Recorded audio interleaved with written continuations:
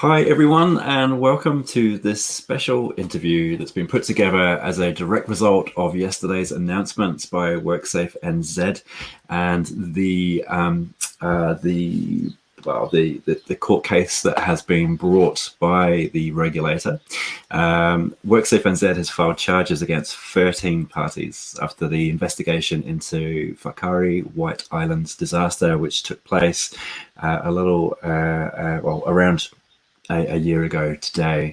Now, I'm very lucky to be joined today by a good friend of mine, DeAnne Brabant, who is a senior advisor at Morrison Kent lawyers based in Wellington. DeAnne and I have met on a number of occasions, primarily during the COVID-19 lockdown, and I've been kept in touch ever since. So it's a great pleasure. So welcome, DeAnne. Hi. And so as a senior associate at Morrison Kent, I'm sure you'll have quite a lot of insight into what we can expect to unfold over the next days, weeks and months to come with this particular case. Obviously, there's a lot of eyes on this particular event and the way in which this case will be handled by the New Zealand courts. It will have, I suspect, significant ramifications for future prosecution and court cases related to the Health and Safety at Work Act. So I guess kicking off, I'd love to just pick your brains on your initial thoughts on the way in which the case has been brought forward over the last 24 hours. Sure. Well, also to qualify this as well, I was previously for 5.5 years a prosecutor at WorkSafe. And I heard on the news last night that there was some discussion about the GNS being charged and the civil defence aspect of that being charged, and some suggestion that these were quite novel things to be prosecuting government departments, etc. They're not. So WorkSafe previously prosecuted WINS, the Ashburton shootings, and the Department of Corrections has also been prosecuted, as has Defence. So these are not novel in terms of bringing to account public entities at all. They clearly have looked at what they have done, what they ought to have done, and what they should have done in the circumstances, and considered whether or not they'd taken all reasonably practical steps. Yeah. So in terms of the charges, they're kind of interesting. So you've got 30 charges and 13 people charged. 3 of those are actually duty holders, officers of 2 of the entities. So that Section 44 duty in regards to due diligence, that New Zealand brought that into law from Australian Model Act into the Health and Safety at Work Act. In Australia, there hasn't been a lot of prosecutions under Section 44. There was one, and they picked the wrong person. They weren't an officer, and that didn't transpire to being a conviction. So in New Zealand, I'm not sure that I left WorkSafe a year ago, but I am not aware of any other Section 44s having been taken at this stage. The way that they look at those charges are that each of those individual office holders, under that due diligence duty, they're required to actually have a real grip on what's going on in their organisation in relation to health and safety. That requires them to have the right reporting processes in place and to actually know how risks are being managed, and if they're not being managed, to actually make sure that they are. That includes through purchasing decisions, etc., that they actually invest the right amount of capital into health and safety, and that they are actively involved in health and safety. The officers of an entity must actually understand health and safety. They must be trained in it. They must know what's going on in their company and also in the wider industry that's the same, what they do. So clearly WorkSafe have looked at them and looked at the way that those directors of those companies have actually engaged in terms of health and safety and found them wanting. And that, I suspect, underlying that potentially is that we may find as time goes on and more evidence comes out in the court, whether they plead guilty or whether it goes to trial, that the entity itself was wanting, and it was as a result of those officers not actually doing their full due diligence. So that's a very, very interesting part of the charging that is well worth having a good look at and following closely. Absolutely. I can't really talk too much about it because right now what we've got is an announcement on charges, but it'll take quite a long time for the fruition of that to come to pass in terms of us knowing exactly why or how those charges are made up. I'll talk a little bit more about that shortly and about the court process and about what to expect in terms of the way that will carry on. But the other charges are under Section 36, which is the standard charging for WorkSafe. They're not recklessness charges under 47, they're actually under 48. So they're failing to take all reasonably practicable actions to ensure the health and safety. Now that could be, and we're not sure, drilling down, whether it's actually of their own workers, because the charges can be their own workers or contractors, and also other persons. Most likely, the majority of these are going to be in relation to other persons, i.e. the people that were on the island at the time that were there as tourists. The charges may also not necessarily flow from someone being seriously harmed. So you don't need to have someone injured in order to be charged. There just needs to be the potential for that, but death or serious injury. Most likely, though, these charges are actually connected to the actual deaths of persons or the serious, very serious harm that they suffered. As a result of that, what the companies that have been charged are looking at, there's a lot of sort of talk here about fines, and the maximum fine is $1.5 million for that those charges. They will, if each entity is charged with multiple charges, then the court takes a view across all of those in terms of what the appropriate sentencing will be, and they start off with a starting point. So these might say sit around, and forgive me because I don't know the facts, but so they sit around 800,000 as the starting point. If they plead guilty early, they get a 25% reduction, and just right at the offset. That's because you've saved having a trial, you've saved putting everyone through all of that, and you get credit for that. And then there's all these mitigating factors that come into play about the actual offending itself, causation, etc., that actually could reduce things down a bit further as well. So for the most part, fines at the moment with WorkSafe are sitting anything from 350,000 up to 600,000. So that's potentially what you're really looking at. Sure. If you look at Pike River, they did a cumulative sort of form of sentencing, so that their starting point was a lot higher under the old Act. It was only 150,000 for the similar charge. Yeah. So you can see how big it's got now compared to that. The other aspect will be that if they do get to sentencing, so they either plead guilty or are found guilty, then you've got reparation in play as well. That will be fatalities for WorkSafe, anything from 150,000 in reparation per fatality. Then there's also a top-up for the percentage of the ACC payment, so you get a payment from ACC when a partner dies. That would be for those who were at work at the time, and also those who are New Zealand citizens. So so there's a top-up that then also gets applied in terms of reparation, because ACC only pays 60% of the 80% of your salary to the family, and that's capitalised over a 5-year period, or you can upload that all at once. And payments for children as well. So the children and other persons that are impacted also get covered by reparation. So those sort of things are in play there also. So it could be quite a lot of money that they're up for at the end of the day. And it'll be very interesting to see just sort of how this plays out. I'm sort of scratching my brain over the G&S ones, etc., and all I can think of is that perhaps they clearly weren't monitoring as appropriately as they should have been. Yes. And that they didn't have the right alerts in place, and they certainly didn't have the right measures for alerting others to the risk on the island. That's just scratching my brain thinking, how would that look? Potentially there could be other things in there as well about just not having the appropriate systems in place to actually do that. Definitely.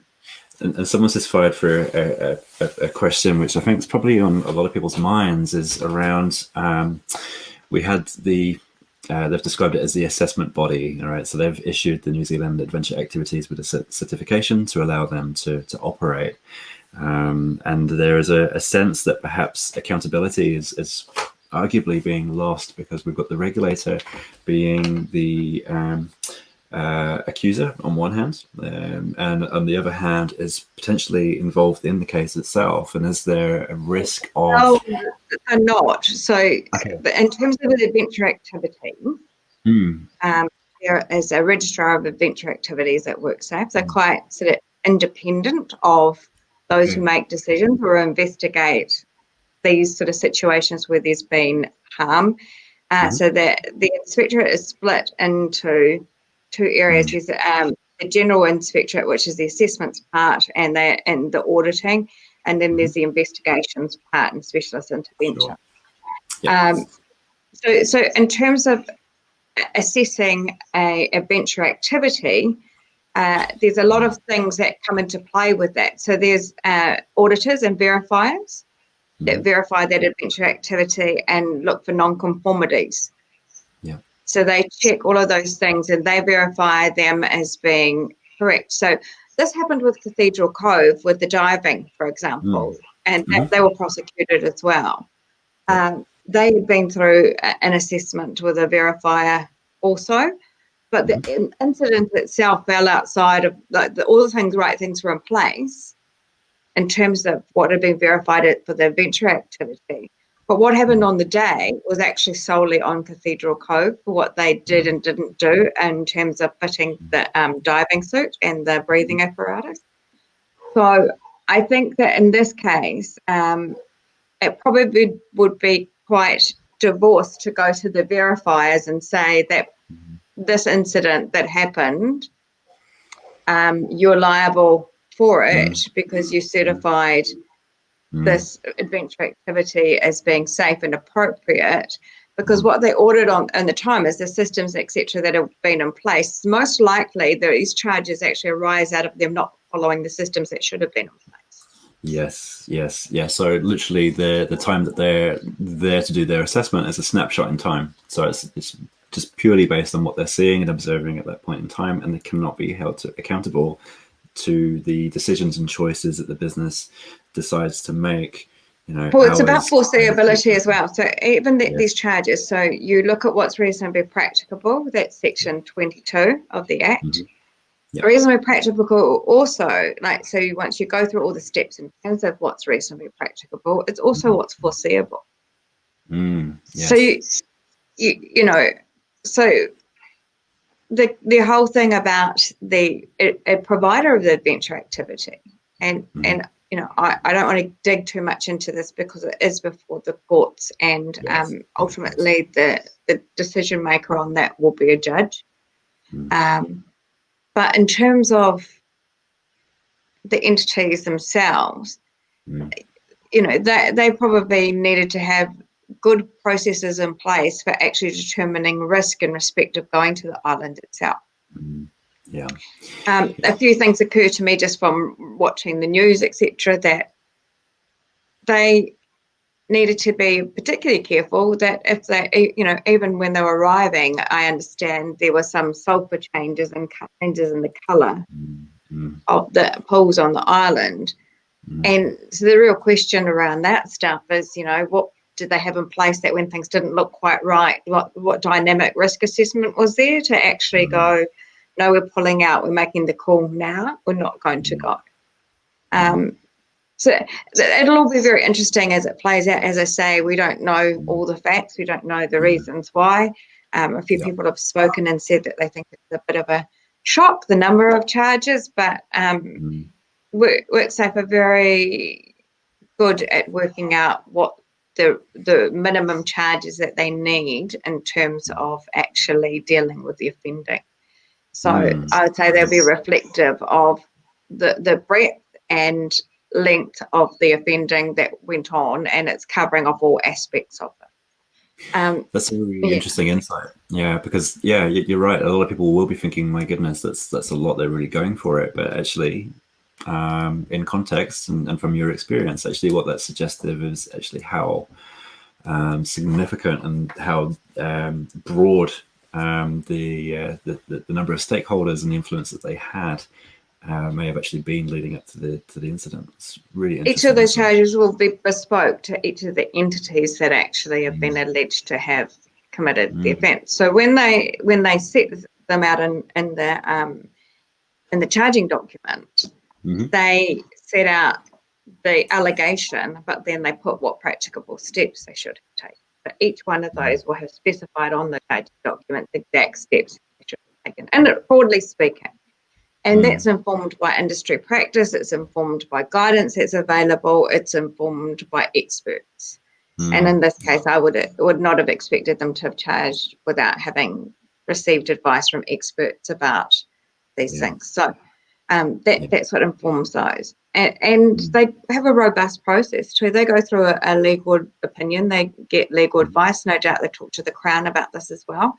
Because these are quite significant charges. So there's a level of scrutiny over that. It's not just an inspector going, I want to charge all of these charges. There's actually a full legal opinion written, and I'm sure it was a very long one, that backs that up.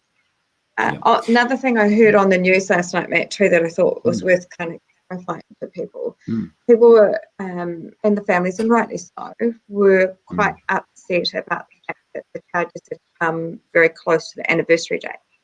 Yes. WorkSafe has a year to investigate. This is a big investigation.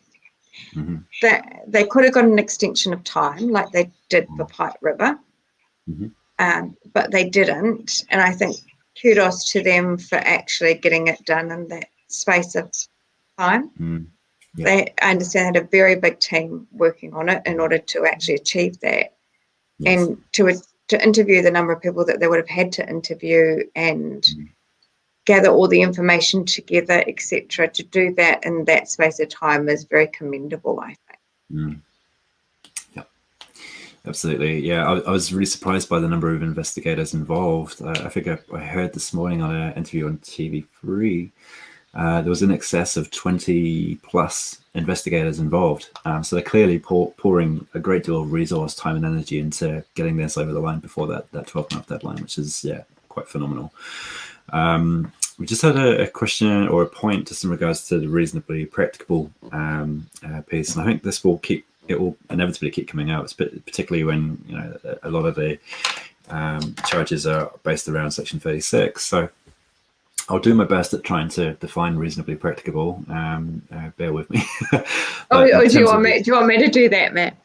Well, I'll give it a crack, and then you can correct me if you like. So, reasonably practicable. Ultimately, it's the point in time where we've identified the hazard and the associated risk. So the likelihood of that event occurring and the consequence if that event was to occur. We then need to put in place the controls, aiming for elimination in the first instance, and then the minimization from isolation all the way down to minimization of PPE and bits and pieces in place.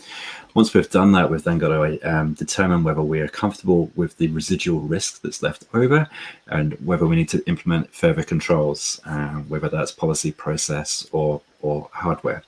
The last consideration after all of that has been said and done is the cost in which those controls and those defenses will incur toward the business. So they need to take into account what other industry figures are using to reduce risks to their places of work, and also what national and international peers, industry bodies and regulators require of them also. So hopefully that's half decent definition. Well, sort of, and I don't want to correct you, but what Matt's given you is a really good combination of Section 30, which is about hazard and risk assessment, and also segueing into what's reasonably practicable. Mm. What's reasonably practical is the objective measure about what controls you put in place and how you decide whether it's appropriate or not. So it's whether you've done all that you can to ensure the safety of people. And Matt's right that cost is the last consideration, because the reason why cost is the last consideration is it must be grossly disproportionate before you actually decide not to implement that control. So if you had, for example, had a choice of a guard to put on, and it was say $1,000, and you could put one on for $5,000, but the $5,000 one would actually stop somebody's whole hand being trapped, whereas the other one actually only, stops you up to your fingers getting trapped. You're expected to pick the $5,000 one because it's not grossly disproportionate. I see there's a question there about the legal argument around reasonably practicable. There won't be a legal argument of unreasonably practicable, one, because it's actually it's a concept that actually came from the 92 Health and Safety and Employment Act. It's been refined slightly for the health HESWA, but the reason that it's been refined is because over time case law brought the things in that are actually now encompassed within Section 22. So the courts are well used to using reasonably practicable in all sorts of situations. So reasonably practicable was considered, for example, in relation to the Ashburton shootings. Okay. There have been some quite quirky cases that WorkSafe has taken, and quirky but necessary. And Ashburton shootings one, the Winds one, is absolutely a good example of that. That people looked and went, why should they be charged because somebody came in and shot someone? But that was all about putting the right measures in place to stop that from happening anyway, and it was actually foreseeable.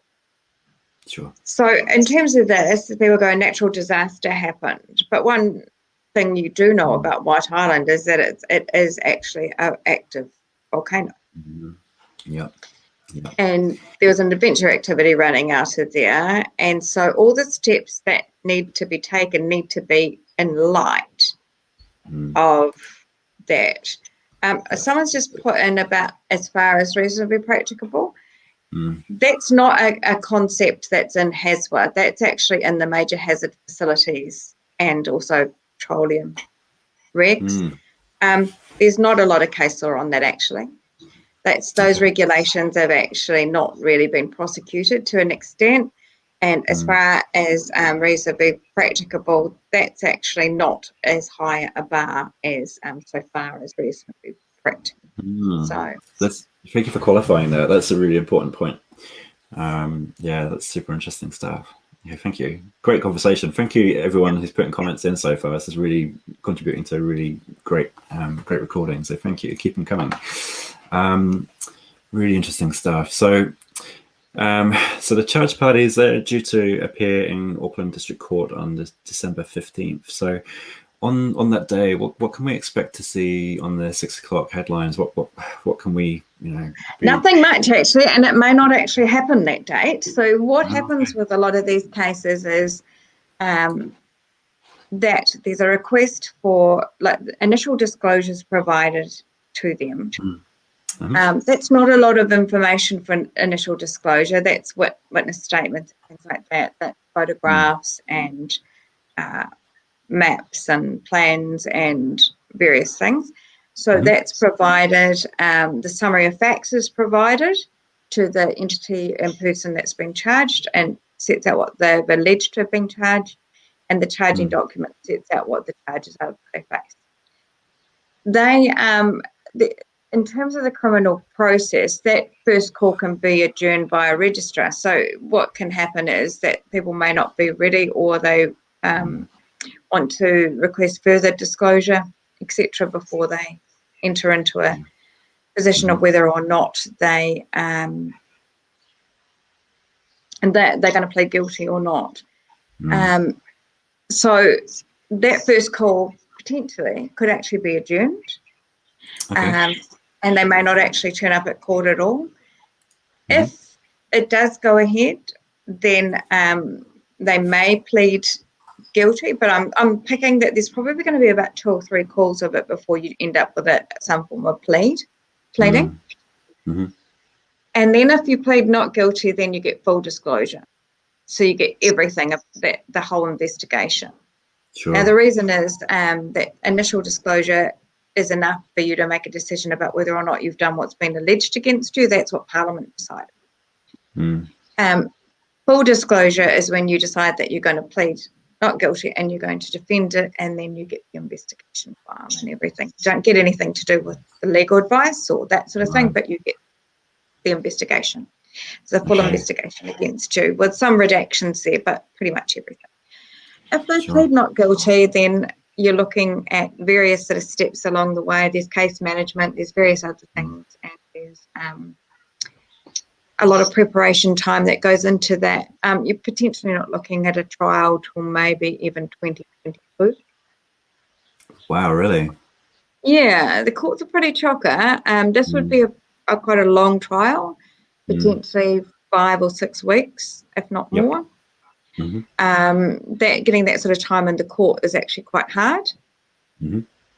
And there's a lot that goes on in between. There'll be discussions, no doubt, between the lawyers on each side about refining things down, or whether, and there'll be attempts to try and resolve any outstanding issues and to see whether or not you can actually get a guilty plea on some of these charges, even if that happens. But yeah, and even if you do plead guilty at the outset, there's still room to sort of have a discussion over the summary of facts and whether you actually agree on what's been alleged against you. And if you don't get an agreement on a summary of facts, you can go to a disputed fact hearing as well, where you actually you've pled guilty, you've accepted that you've committed the offence, but you don't agree with what WorkSafe has said about that offence or what you allegedly did. Then you can go challenge that through a disputed facts hearing. So there's lots of sort of positions and quite a long time before you actually end up at a sentencing. If they plead guilty, you potentially got a sentencing. Say they plead guilty beginning of next year, you potentially have a sentencing maybe around May, June next year. That sentencing will be quite involved too. So you're looking at the sentencing that went on for the Christchurch mosque shootings. Probably going to be very serious, similar to that, given the number of victims that are involved and the number of victim statements, etc. So managing that and bringing that through court will be quite a process in of itself. Yeah, and some of them are overseas, and facilitating that. Yeah, no, that makes sense. Gosh, yeah, it's probably watching the news last night. I was kind of like, oh, great, we're going to actually see some movement and momentum. But I also, naively assume that the machinery can move quite quickly. But there's so many factors and actors involved in the case that, it makes sense that it's going to take some time. And because there'll be multiple, so all of the defendants will all have their own lawyers. Yeah. Of course. So there's multiple processes going on, and managing that with different lawyers and adjournments and trying to keep things all connected, and that is actually, I've done multi-employer prosecutions and multi-PCBU prosecutions, and for a prosecutor, they're a nightmare in terms of the logistics and the administration of it. So doing that stuff is it becomes, it's worthy of charging, but it's actually, there's logistics about it that make it quite difficult as well. Yeah, of course. Someone's got a question there for us. The WorkSafe report is would be available under official information request post sentencing, and once all the appeals periods are over, you can request it. It will have significant redactions though, because of privacy, etc. So names and that would be gone. The names of inspectors won't be there, and various things won't be there. The report itself, it won't be as informative as maybe you think it might be, because it's with reference to the evidence that sits underneath it. But yeah, I mean, the entire investigation file could be requested. The problem for that is WorkSafe is likely to charge you for it, given the amount of pieces of paper that will be involved in it, and also they can decide whether or not it's appropriate to be giving it to you under information. Yeah. So I guess we can't expect there to be a findings paper. It's not going to be like the Pike River, where we had the Royal Commission. The two main papers that came from that. Well, there might be a commission after this too. Who knows? But the main thing that will inform you on that will be the actual sentencing note, or if it goes to trial, then the judgment in relation to the verdict. So those things will set out. The court will talk about what's reasonably practicable. They'll talk about the facts. They'll talk about what was before them. They'll talk about the victims and the impact on them. So the sentencing notes will be the thing that's important and interesting to read. Very much like Judge Mander's one in the Christchurch shootings. I would think any judge that's doing it would spend quite a bit of time and a lot of thought and dealing with the victims and dealing with how everything played out. So those documents they're available generally online, and they're actually available through the court anyway. So everybody has the right to request those things from a registrar at the court. Yep. So you can get those. It makes me kind of appreciate the fact that, I've got access to have conversations with you in regards to this topic as well. So, having subject matter expertise to help us interpret and understand the processes, and in future, the findings will just be invaluable for the profession in general. It's going to be awesome. And another question that's come through is whether there will be a possibility of enforceable undertakings being applied with this case. Well, it could be. You can have them. One, in most instances, a enforceable undertaking can't be considered until somebody's been charged. There's no 47 charges here. So if there was a 47 charge, then an enforceable undertaking's off the table. But there aren't. There are Section 48 charges. But WorkSafe's policy in terms of enforceable undertakings is on their website, as well as their policy in relation to prosecutions. And they're well worth having a read, because not everything is actually suitable for an enforceable undertaking. And there's a number of factors that are considered when determining whether or not it will be even accepted to be considered for an enforceable undertaking. So there's a step first where WorkSafe assesses you and determines whether or not you should actually apply for one. Now, them saying no to you doesn't mean you can't, but it means that they've already given you an idea that perhaps you're not actually in the frame. I've seen them, though, get over the line after actually being told no, they can't, but it takes quite a bit. They would have to do put up an incredibly good case for enforceable undertakings here. Potentially GNS, etc., could actually look towards those, but I can't comment because I don't really know how their charges work, and it would be a bit silly to talk about them when I don't actually know the facts either. But yeah, of course. Yeah, that makes sense. And we've had a question, and again, it's probably quite difficult for either of us to talk to it, but I guess it's just a general sense of where things lay. Is whether you have any thoughts about what might happen in the adventure tourism industry whilst this plays out in the courts now and into the longer term? Well, this is the kind of a limited part of the adventure activities. So what's akin to White Island potentially doing things up on Ruapehu or Ngauruhoe if they were active. It's not the whole of the industry that's impacted by whakaari. So the industry itself is highly regulated. It's subject to a lot of audit, and the industry itself is very proud of meeting those targets and meeting the requirements of the verification.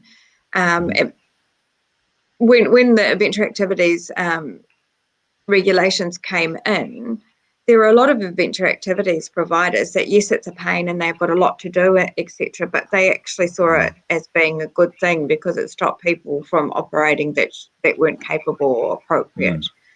Yep. So I don't think that it has an impact at all on the adventure activities and that whole regime at all. I think it has an impact potentially around an unforeseen or unexpected incidences that actually may, although this obviously was foreseeable to an extent, that may impact on those activities being run.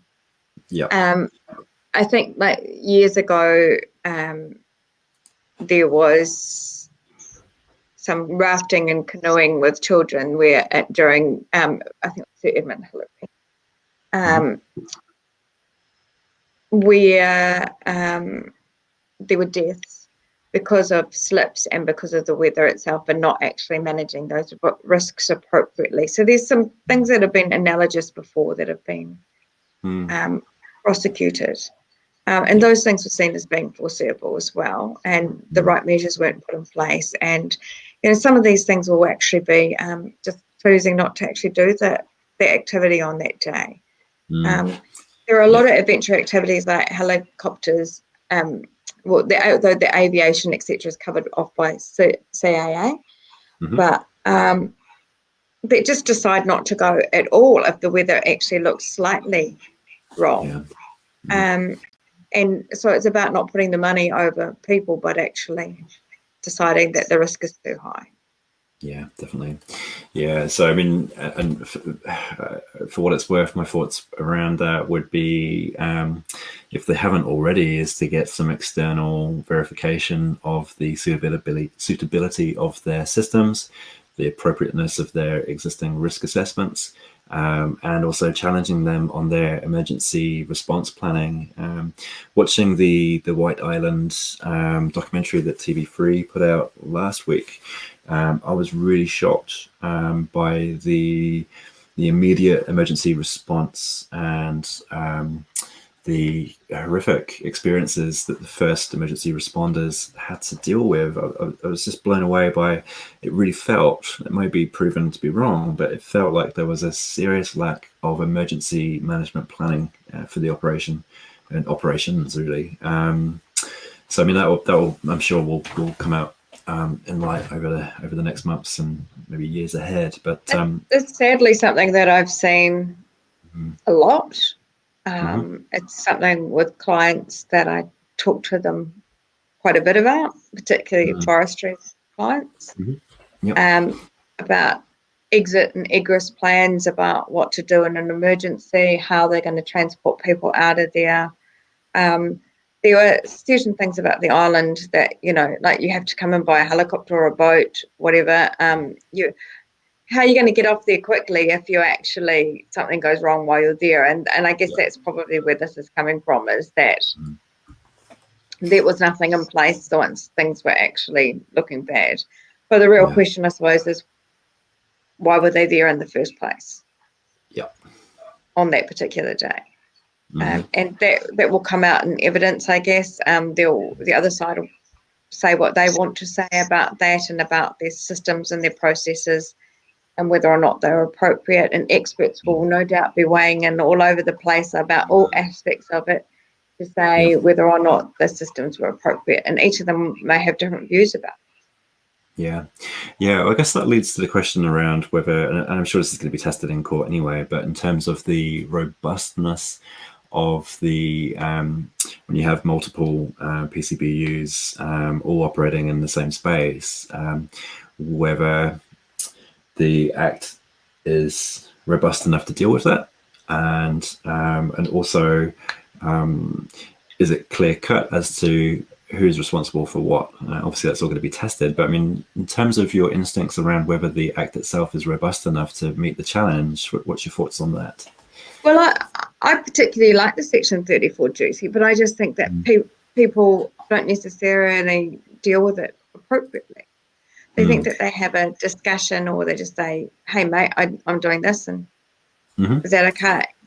I'm big on people actually having good processes around actually working through with each other about what controls they have, about discussing the controls and saying why they think that theirs are maybe better than the other parties, discussing who's they're going to adopt, talking about who's going to call WorkSafe if there's an incident. My advice is actually all call WorkSafe, because you actually all have the obligation to notify, and you don't want to quibble over whether or not you were the one that was meant to notify, just all notify. Brilliant, thank you. You know, you also want those things recorded, because my other side of my job, apart from being a health and safety lawyer, is I'm a civil disputes lawyer. And I think we talked about this over COVID, about some of the things that I was doing there, Matt, with that. But there are issues around your contract that you have if you want to walk off that site and not perform the duties under that contract, or not do your part of the contract. So you might have been the helicopter driver that you contracted into the inventory activities company, but you think it's not safe and you want to pull out, and they're saying, no, go ahead. You need something in place too to ensure that you can walk off and say, no, I notified you of this health and safety issue and I need to not be here. Because the other thing, of course, too, is that workers have the right to refuse work if it's not safe. And so that's got to start at the top too, that the entity that they work for has got to make it very clear that if things aren't safe, then don't do it. And that we'll deal with the consequences with the other entity, with the other PCBU about that. You just leave. That's got to be sort of the thing. But yeah, I mean, I think the 34 duty is good. I think it's better than what we had before. We used to have a Section 18 duty with contractors, etc. And it wasn't as clear as 34 is about what you needed to do. There was a lot of guidance around pre-qualification and working through these things. A lot of this before you start a contract is really about actually doing your proper due diligence. If you're going to hire a company to do a particular aspect of work for you and it's part of your chain, then you want to make sure that they are actually gold standard and they do things right, and the people that work for them are actually competent and capable. And so that's got to be part of your due diligence before you even enter into a contract. Absolutely. Yeah, absolutely. Yeah. I know we've talked about this in the past as well, as we seem to continuously strike this question or this concern around how do we manage our contractors and the relationships with the other PCBUs and the shared space of work. And it's like, well, what was your original conversations? What were the original agreements long before you actually became involved in each other's work? It seems to be a step that's quite routinely missed. And it comes back to the importance of the pre-qualification and the importance of getting the agreements right in the first place before the work. Well, the other thing I've seen, Matt, is that some people's systems are just too onerous too. So you can go to the other extent that you require lots and lots of paperwork to be completed.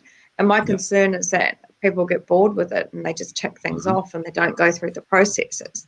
And paperwork, so oddly enough, there's no requirement in HASWA to have things written down. There's some certain things that do need to be written down. But in terms of everything else, in terms of health and safety, you just have to have safe systems of work, etc. That doesn't mean that you have to have SOPs or JSAs. But if you don't have them, how do you prove that what you've told your workers, and how do you also deal with employment issues when people are not complying with health and safety, etc., if you've not made it clear what's actually required to be done? And if you're dealing with another contractor and you're the principal to that contract, so if you're the one that actually all the money's flowing from, I would say that you're the one who has more control. If you're the one who sets up the contracts, then you set the rules.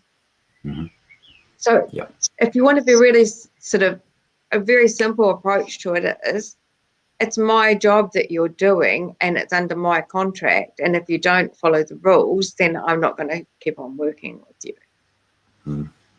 Now, that's quite often the case about quality of work, etc., but that needs to come into the psyche around health and safety too. So you're not wearing I've told your worker 5 times to wear his PPE, you're not doing anything about it. That work is not allowed on my site until they actually wear their PPE. That's right. So, and again, it comes right back to the leadership. So if the culture's not right from the top, then it's the words in policy and the words in writing are basically meaningless if they're not enforced. So important. You got me thinking about something else. It'll come back to me. I've had a very similar conversation just in regards to who's most responsible for what. Often, and you alluded to it, was the fact that if you follow the money, generally you'll find who has the greatest level of influence and responsibility on a shared place of work. That's right. The point I had was in regards to the vast majority of New Zealand isn't the largely populated urbanized parts of the country. When we're talking about businesses having to make decisions about who's best to be working with them, contractors, subcontractors, sometimes or often they may not have the choice or the luxury of being able to select between a number of contractors. They're stuck with the same people in the same neck of the woods. Forestry would probably be a very good example of that, where it's very difficult. Although there's some very strong rules with forestry, like the ACOP has, there's 2 ACOPs, there's one for principals and there's one that applies across the board. And the role of a principal in forestry, in terms of pre-qualifying crews, etc., is very well set out in the ACOP. The thing that I like about forestry, which I wish applied across industry as a whole, is that one of the golden rules is that nobody is allowed to be in the forest unless they are actually competent and qualified or have the right level of experience. And if they're not, then they must be under close supervision and or documented training. So it's very clear that the level of competence that's required, and also that they've got to be drug free. So those things are actually embedded in the approved code of practice. Yeah, brilliant. And before I ask the next question, thanks for also reminding everyone about the fact that the regulator simply requires a safe system of work. It doesn't require a door jammer document that's not referred to or used by anyone because it's just too burdensome and too complicated. It can be very simple, so long as you can be confident that you are documenting and you're verifying what's being said is actually getting done in the first instance. And you're providing the right information to workers, because that's also a requirement of Section 36.3. Section 36.3 sets out all the things about that system of work provision of information. And then there's also the GRIM regs in terms of Regulation 9 about training, etc. as well, and provision of information. So, and you just got to look at also what workers you've got, can they read? Is English a second language? Then you actually segue and you do something else. Lots of, I do some work with a firm consultancy, and they realised that a lot of people were illiterate and couldn't read very well. And so they've moved to having pictorial and like cartoons that show what to do in terms of hazards, risk, etc. So that makes, or taking photos and showing various things, so that it's actually easier to explain those things to workers. Yeah, brilliant, love that. Yeah, because that's often a question I come across as well, is how do you define competence? And there's lots of neat ways in which to do it. It's not, I don't think it's clearly defined anywhere really. It's just it is in the forestry ACOP. So, and that again, I like it a lot. It's consistently demonstrating competence. Okay. So it can be competence. Competence must actually be in forestry audited. So they do a tree felling assessment. So they look at people's cuts, etc., and competence or whatever comes in. So they do that on a regular basis. And then when they see the skills lacking or dropping off, then they retrain. Wonderful. So, and then just out of interest, is the ACOP, is that freely available, or is that something that's... Yeah, that's online. So that's the approved code of practice for forestry operations. health and safety and forestry operations. Yep. Probably should explain a little bit how approved code of practices work in terms of what's reasonably practicable. Yeah, go for it. Yeah. The Act sets up the ability to have approved code of practice, and they're available in industries where there's specified risk. So you've got forestry, you've got ACOP for forklifts. There's other ACOPs as well for pressure vessels, boilers, all sorts of things. So you look on WorkSafe site and it'll have set out the various ACOPs, and then also underneath that is the guidance, like the best practice guidelines, etc.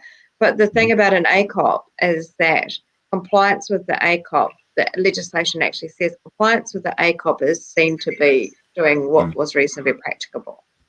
Right. So if you follow the steps in the ACOP, you'll never be wrong, unless, of course, the situation required you to even do more. And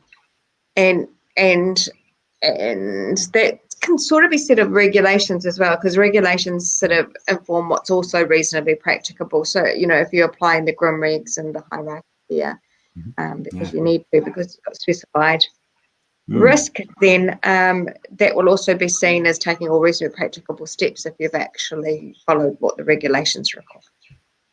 Brilliant. After this interview, I'll grab a copy of that and I'll make it available wherever this is being shared, because I think that'd be really valuable for everyone just to have a bit of a squiz at if they haven't already. And I guess probably like my final thought question would be in regards to all business owners in New Zealand and beyond right now, seeing what they saw on the news last night. What should they really be doing today and perhaps before the end of the year to give themselves some assurance that they're not missing anything glaringly obvious, do you think? Well, the thing that concerns me often is that PCPUs are well aware of what they need to do in relation to their workers, their employees, but they often forget that they've got a duty to other people. So some of the cases that I've prosecuted under 36(2) in relation to other people, they just have nothing in place at all in relation to members of the public or other people that may be found in that workplace. They just are not even on the radar. Yeah. Retailers, etc. Well, there's been lessons learned over time in relation to their obligations to other persons. Under the old Act, there was Briscoes and other cases where boxes have fallen down and harm people, etc. So everything that you do and everything that your workers do that impact on the health and safety of other people, you need to be considering that and considering what's the best way to do things. If you're going to be staging work and you're doing some work that's high risk or requires working at height, things might drop, etc. Thinking about timing, what time of the day should that be done? Are there actually pedestrians and people in the area? Should we do it on a weekend and close everything down? How do we actually separate people off from the hazard or the risk? But because other people can be more random than your workers in terms of when they walk through a work site, etc. So that's also making sure that things are secure, your site's secure at night when you're not there. All the things that are reasonably practical around those things are very important. But yeah, other persons seem to go under the radar, and a lot of health and safety policies don't seem to consider those at all. Yeah, I definitely agree with that. I've seen heaps of examples of that, especially on the weekends, walking through the local town or through the city where temporary works have been set up, but the barrier just seems to be a couple of traffic cones, which is quite terrifying. Yeah. Okay, brilliant. That's really helpful. Thank you. And then I guess in an ideal world, everyone would be reviewing and refreshing their health and safety management systems as part of their ongoing routine schedule. And this not just that, but looking at their hazard and risk assessment registers, looking back over their near misses and their incidents that they've had, considering now whether there are other controls that perhaps weren't available a year ago that they could actually look at investing money in the future.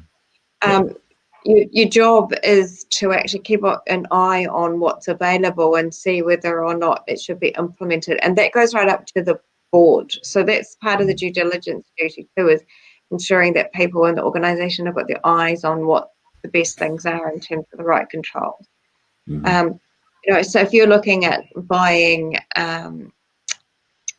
new forklifts next year, and you would be wanting to think about in advance, well, which ones are the most quiet, which ones have got, the better protection for someone if they got hit, or which ones have got the better sensors and lights and all of those things. And you could be doing some due diligence around that stuff and saying, because as we say, it's got to be grossly disproportionate for you not to pick the safest, the less noisy. Yeah, absolutely. Crikey, lots to take on board. So I've got a feeling that we'll hopefully be able to pick up on this conversation again in the next weeks, months, potentially years to come, until we see the completion of the cases, and also some of the learnings that we can extract during that process. So and I'm sure we'll also be doing interviews on other topics and subjects as they come up. So yeah, it's brilliant. So once again, DeAnne, thank you so much for your time. It's been really incredibly insightful.